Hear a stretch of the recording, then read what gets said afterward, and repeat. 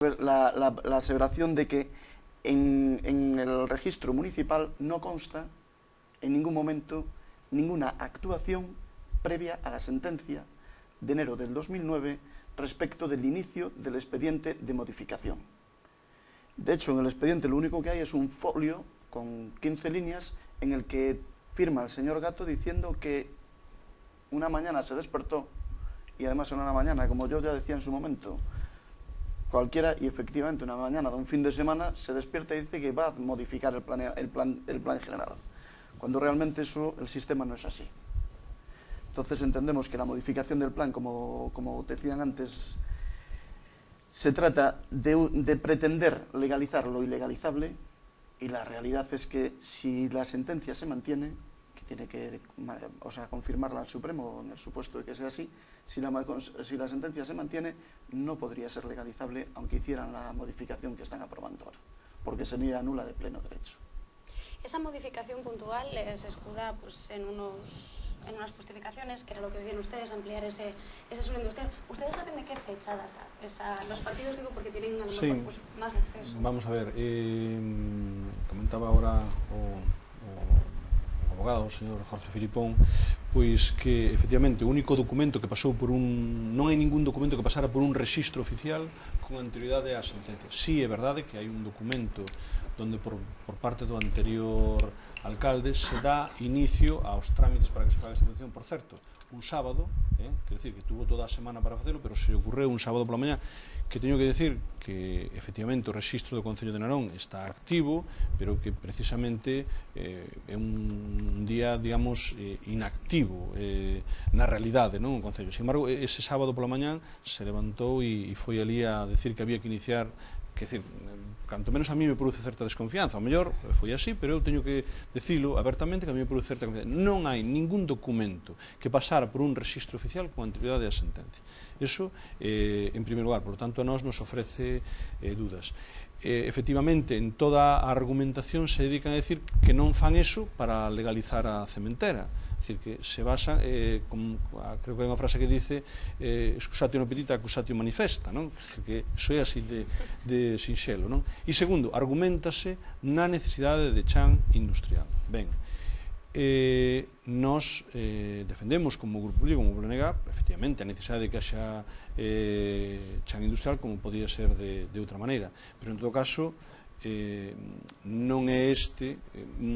Bueno, en primeiro lugar, decir que estamos tamén traballando nun plan de urbanismo, non? Estáse tratando de modificar o plan de urbanismo, que eu espero que como moito 2 ou 3 anos debería de estar, ou incluso antes debería de estar listo ese plan de urbanismo. O que é sorprendente é que se inicie tan rápido esta modificación cando non hai esa demanda perentoria de chan industrial. É dicir, temos un espacio como é as boieiras sin desenrolar e temos máis de 1 millón de metros cadrados no que é o sector 4 do polígono do Río do Pozo sin desenrolar. É dicir, que iso non se sostén, non? E realmente entraremos incluso despois, non? A modificación que se fai do plan de urbanismo tamén é un pouco rocambolesca, non? Porque aí realmente hai 3 actuacións, non é unha actuación sola, sino que son 3 espacios os que se están modificando ou dándolle outra calificación ao chan, non?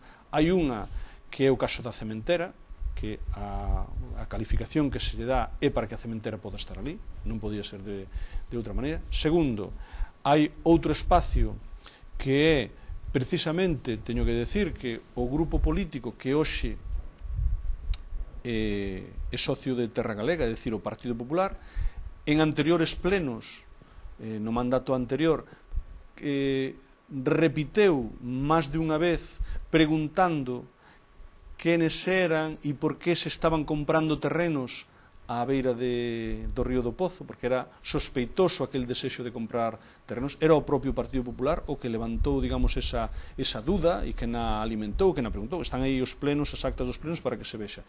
Recalifícase tamén ese terreno, non sabemos co que intereses, e hai unha terceira zona, vamos a chamar así, outra terceira espacio que realmente se incluye en isto, pero non se está facendo nada, queda tal cual está, non? Que tamén máis ou menos se sabe que hai unha iniciativa que está detrás deso. É dicir, estáse traballando sobre o terreno a demanda. Claro, pero traballar a demanda produce unha situación de desamparo para os propietarios actuales do terreno. Por qué? Porque se todos soupéramos ou tuveramos a capacidade de que nos recalificaran o terreno e de algo que agora é rústico non lo van a convertir nun espacio que vamos a poder ou montar industrias ou facer baixo E10, todos estaríamos comprando ese terreno por, bueno, todos, quen teña valor para facer eso, non? Que eu creo que tamén a ética tamén o ten que facer, pero quero dicir, todas aquelas persoas que non están dentro da ética, pois estarían efectivamente comprando e engañando aos propietarios do terreno, comprando a precios moi baixos para, unha vez variada a calificación dese terreno, poder vendela a outro precio, non? E iso, eu creo que a parte de ético non é correcto legalmente, non?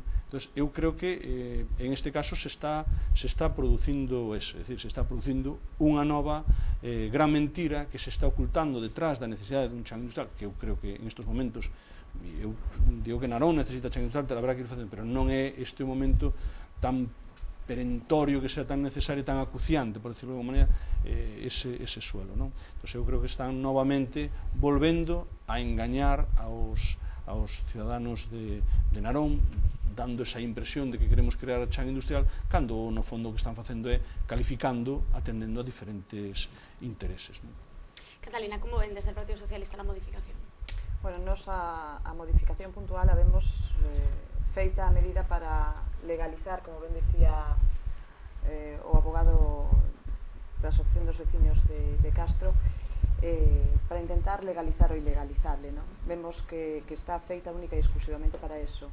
É verdade que se escudan nesa necesidade de plan industrial, pero temos o sector 4 prácticamente baleiro, as EPEs baixou o precio dos terreos e siguen baleiros, temos sin completar, todos os polígonos que hai en Narón están sin completar. Incluso no sector 1 acaban de iniciar expedientes en parcelas para que se proceda a limpalas porque están ao monte, non están realmente nin urbanizadas, nin están as industrias feitas, non? Alegaba o señor alcalde outro día que tamén cando se falou de facer o polígono industrial de Río do Pozo, pois moitos partidos decían que para que se quería un polígono industrial e ao final eles tuveron a razón e si necesitábamos un polígono industrial. Home, eu penso que son cousas totalmente